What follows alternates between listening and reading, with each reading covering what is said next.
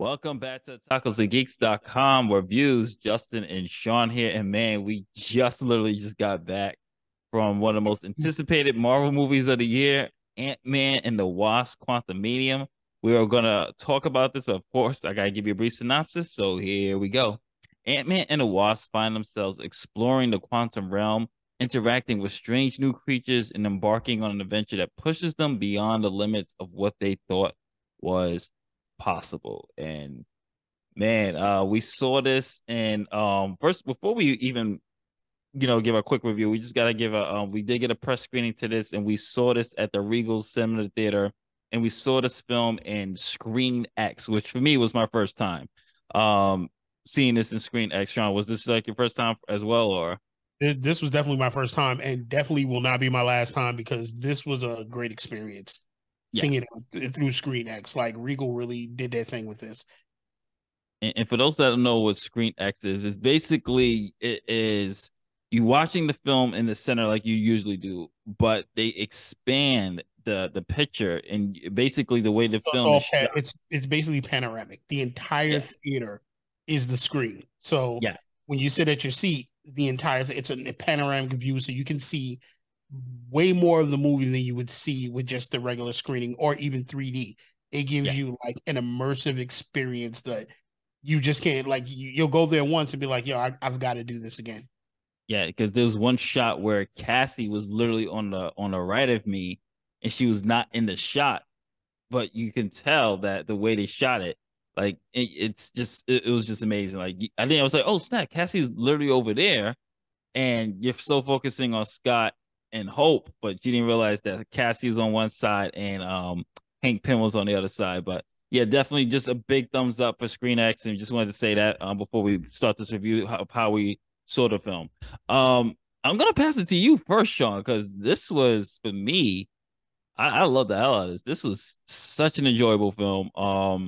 I had a lot of fun with this, and we'll just start it off. I guess I could just kick it off, and I really enjoyed this film, and I think what really made it is Jonathan Majors. Obviously, everybody did a good job, but Jonathan Majors, this was a very important film for Marvel because this had to establish the big bad of this multiverse saga.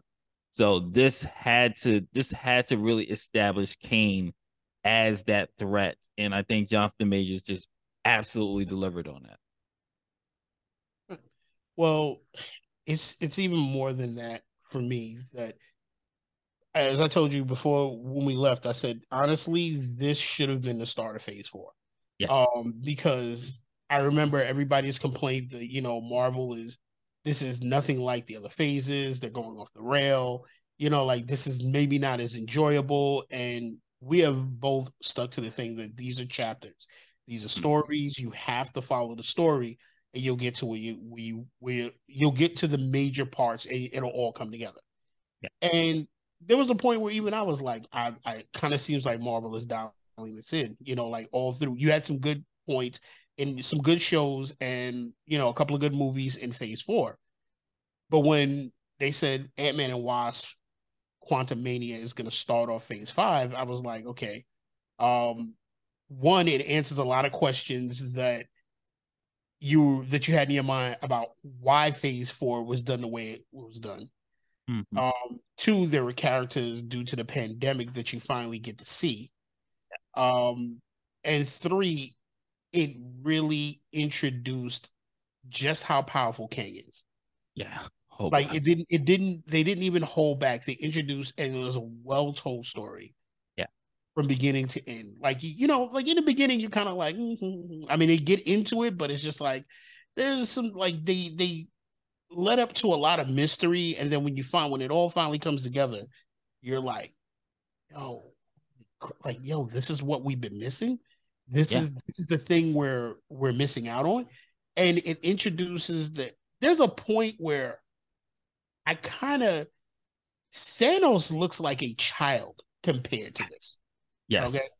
Like Thanos was big, he was terrible, but there's a point where I believed the event, you put enough people together that the Avengers could defeat Thanos in some way, even though they made it like there was only one chance that they can do it. With this one, I don't even know if they have one chance. I think they're gonna have to pull something out of left field. They're gonna have to introduce somebody that really can clear the board, because this isn't just a we believe in ourselves and we could do. No, this is hell. In this movie, they couldn't believe in themselves. They really had to like pull out all the stops just to do this. And this Yeah. is Ant-Man. You know what I'm saying? Like, Mm-hmm.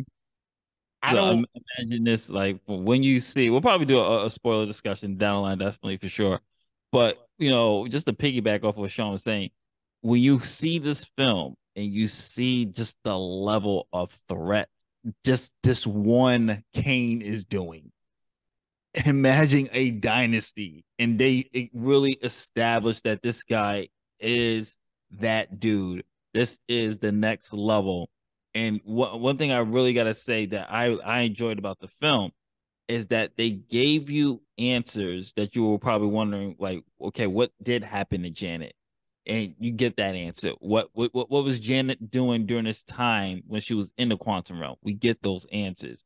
We get those answers of kind of bridging that gap of that phase one, phase two, phase three.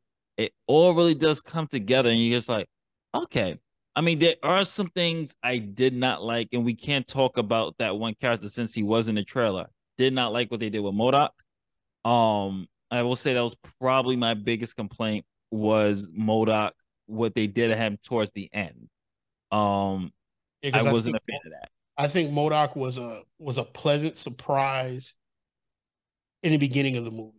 Yeah, And one of our co-hosts has come out and said, and I can agree with this, they have to stop giving villains this redemption arc. yeah, They have to. They have to let the villain be the villain, you know. And I thought it. Don't get us wrong. May not have been happy with that part of it, but don't mistake that Marvel didn't make it the funniest goddamn thing you've seen, and like the funniest thing you've seen in your life with that. And I think that's what made it okay at the end. yeah. Mhm. And I know some people who aren't into like humor and everything during Marvel. I think this had the right amount of humor, it had the right amount of seriousness to it. It Mhm. was played up well. Um, I feel like it took Scott Lang to the limit. Like Yeah. Oh we, yeah. he's always the comic relief, and there's a point in this movie where, yo, there were no more jokes with this man. Like No. you play with his daughter, he's about that life, He you know. went skirt. He went scorch earth. Yeah, Literally like, was like scorch. Sorry about that. He went scorch, or he went scorch earth on this, and it was just like, oh my god. He like you said, there was a balance of humor. They did the humor right. Now, like for those who were complaining about Thor Ragnarok, it wasn't like Thor Ragnarok, where it was just joke after joke after joke after joke. no, This one, they balanced Thor the Love and drama. Thunder. Yeah, Yeah. They didn't stretch out the jokes long like they did in Thor Love and Thunder with the goats. Like that was like the run on joke, run on gag. This is like they did a couple of jokes, but then once Kane comes, that's it. It's just like, yo, Kane's introduction was just so. And for those who've seen the trailer, when he's talking to Ant-Man, that's Kane's introduction. Like when he comes, and it's just like, oh, and what he does in that scene just to establish that menacingness is just like, I'm not the one to play with. Do I look like I'm joking to you? You yeah. The speaking trailer this doesn't do spoken it to? justice. The Yeah, trailer definitely downplays it to like how off the like how menacing this man is. yeah, So just absolutely amazing. I don't know if we can say much more other, because we don't want to give you spoilers. I definitely want people to go watch this. I can tell you there are great scenes. Saying MODOK is in the movie is not spoiling it. You That was in can, the trailer. yeah, to spoiling it with telling you like some of the plot points. Yeah, I just feel like if you go see this movie, I've heard different reviews from other media where they got to actually see the movie during the Hollywood review out in California.